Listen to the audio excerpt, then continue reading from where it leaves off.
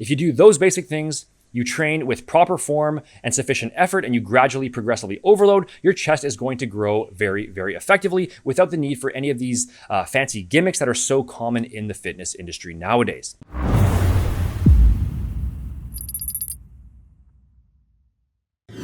What's up guys, Sean Nalawani, RealScienceAthletics.com, and in this video today I'm going to be going over 8 different chest exercises that I've seen pretty commonly posted across YouTube and social media. Some of them, unfortunately, by people with very large followings who are going to end up misleading their audience because of it. But these are exercises that I definitely think you should avoid, either because they are less effective than other more basic alternatives, or they're flat out dangerous, or both. Now, there are a ton of low quality chest exercise variations floating out there nowadays. As everybody competes in the fitness space to show the most innovative and most unique lifts that they possibly can to bring in those juicy clicks. So I couldn't possibly cover all of them, but this is a collection of 8 that stand out. And then later on, I'll explain what I think are the best chest exercises to include in your chest workout for optimal results. Now, if you're new here, don't forget to hit that subscribe button below to stay in the loop on all of my latest no BS content.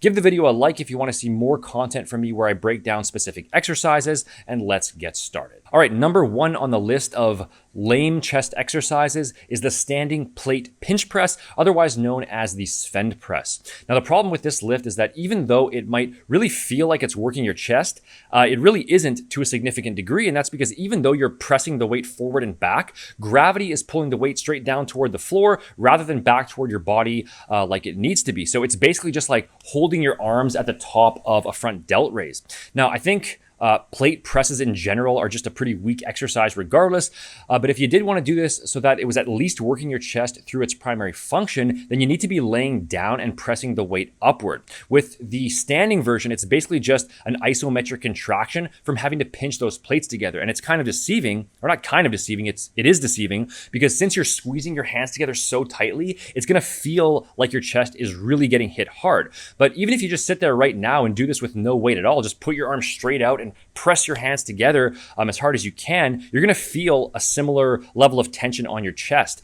Just in the same way that if you were to sit there and flex your bicep as hard as you can, it's going to feel like they're under a lot of stress too, even though they're not moving against any actual resistance. So this is an example of why the mind-muscle connection can be misleading, like I've talked about before, because feeling stress on the muscle doesn't necessarily correlate to how much actual mechanical tension that muscle is under. So even though certain fitness experts out there might include the pinch press in their list of best chest exercises, the standing plate press is definitely one that I would say you should skip over.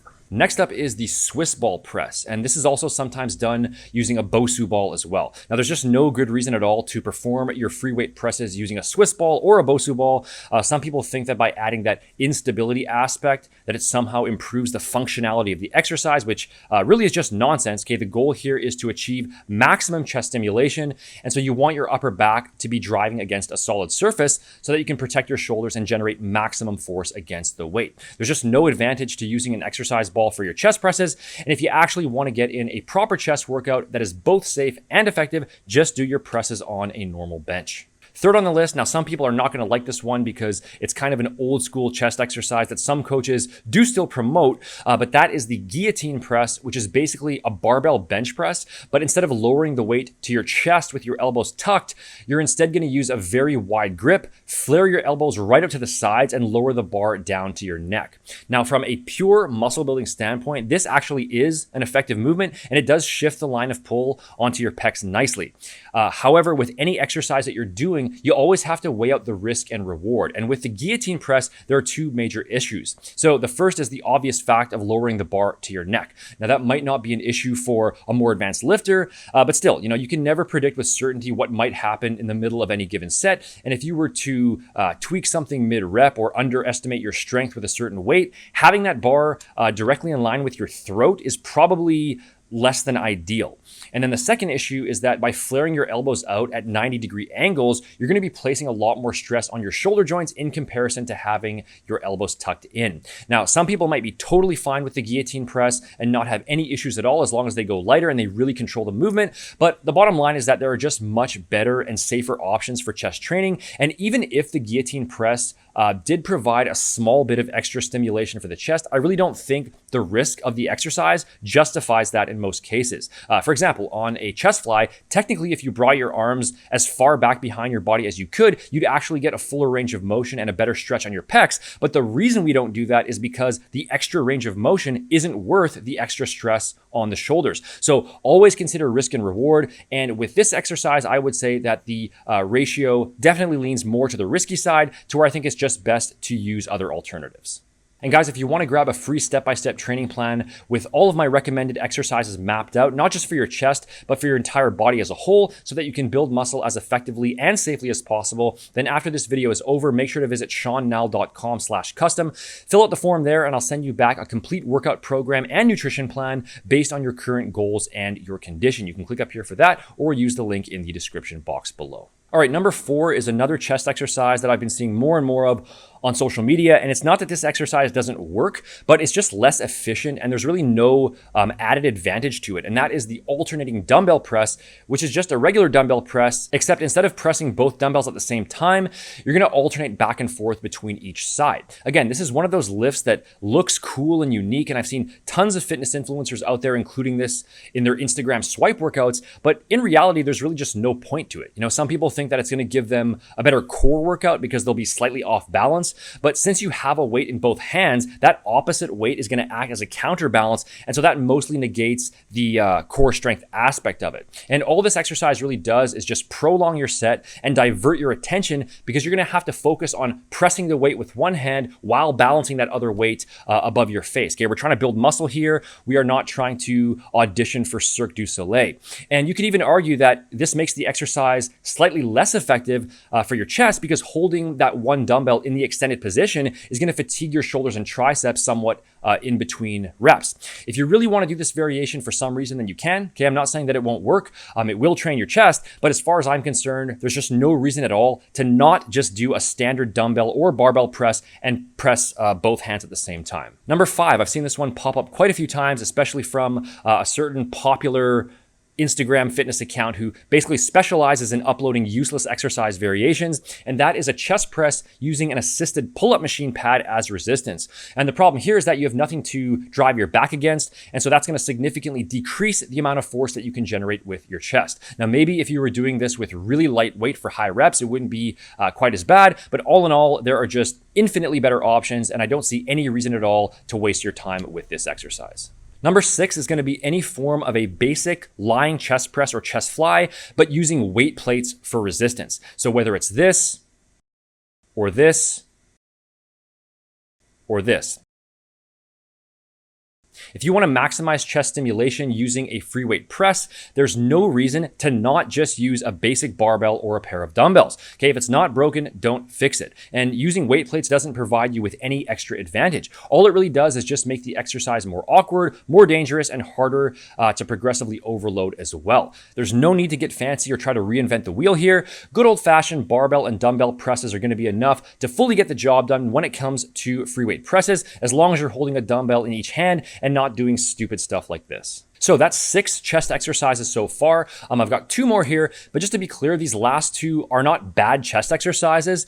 They're just exercises that are really bad when you perform them incorrectly, and that can have serious consequences in terms of injury. And so I wanted to add these in here as well, since I very commonly see people do these wrong. So exercise number 7, very, very common, and that's going to be excessively heavy barbell bench presses. I can't even count the number of times that I've been in the gym and watched in disappointment as someone loads up way more weight than they can actually handle and then proceeds to pump out sloppy, lopsided half reps while their spotter assists them on every single rep. The barbell bench press is not a mandatory chest exercise, but it is a solid movement overall as long as you do it correctly. So that means using a weight that you can lift under complete control for full range of motion reps. No, not half reps on the Smith machine. Okay, as long as your shoulders are otherwise healthy, then you can bring the bar all the way down to your chest, and you need to be able to do it without the help of a spotter and using proper lifting technique, of course. Now, if you try to progress too quickly and go too heavy just to try and satisfy your ego or to try to impress other people in the gym who ultimately don't care how much weight you can lift anyway,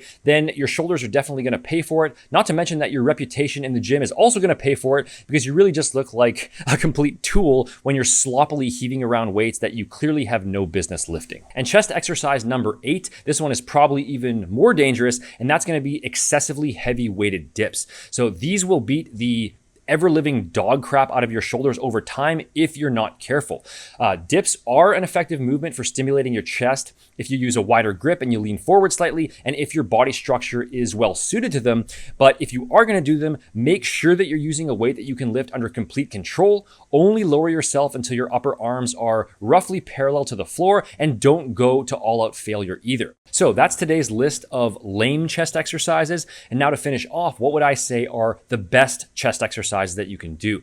Now, I know a lot of people out there are looking for special breakthrough tips and tricks for this, but in reality, effective chest exercise selection is pretty straightforward. The chest is not as large of a muscle as most people think. Its function is fairly simple as well, and there are ultimately a pretty wide variety of acceptable movements that you can do. Now, I'm not going to go through and demonstrate all of these exercises in detail because most of you are already going to be familiar with them. I am planning to start doing live exercise demonstration videos in the gym starting in the new year, but I'm still working on getting a videographer for that and setting up the gym logistics as well. So for today, this will mostly just be a verbal explanation, and you can easily look these exercises up as well if you do need to learn the proper technique. So in terms of primary chest exercises, a basic barbell press and or dumbbell press, that is what I would recommend using as your main go-to lift. You don't necessarily have to do both.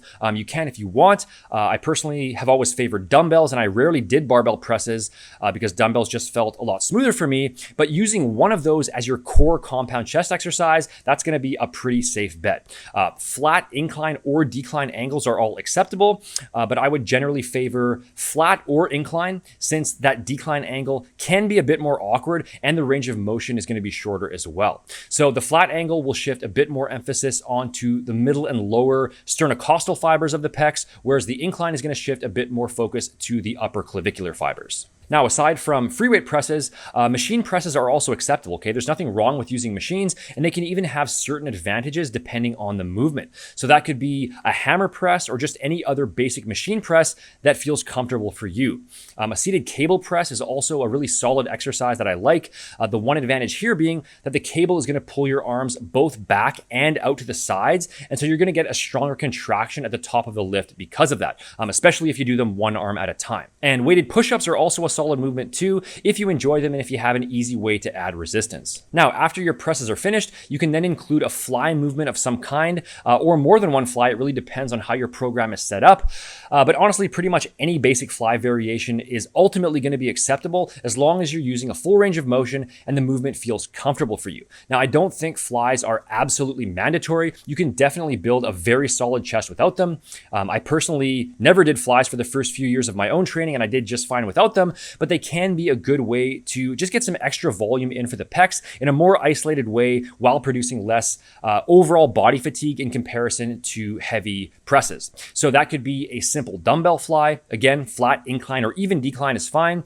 A seated or standing cable fly, pressing from high to low or low to high, depending on what area of the chest you want to emphasize, or a machine fly is great as well. The one advantage to cables and machines is that they do train the pecs through a slightly larger range of motion in comparison to dumbbells, since with dumbbells, you aren't going to get as much stress in that top position because of the way that the force of gravity is pulling. But overall, I think that the difference here is probably going to be pretty minor. And technically speaking, the machine fly is actually the one that places the chest under maximum stress at all points in the range of motion. So when it comes to flies, my suggestion is to just experiment and find the variations that you personally prefer.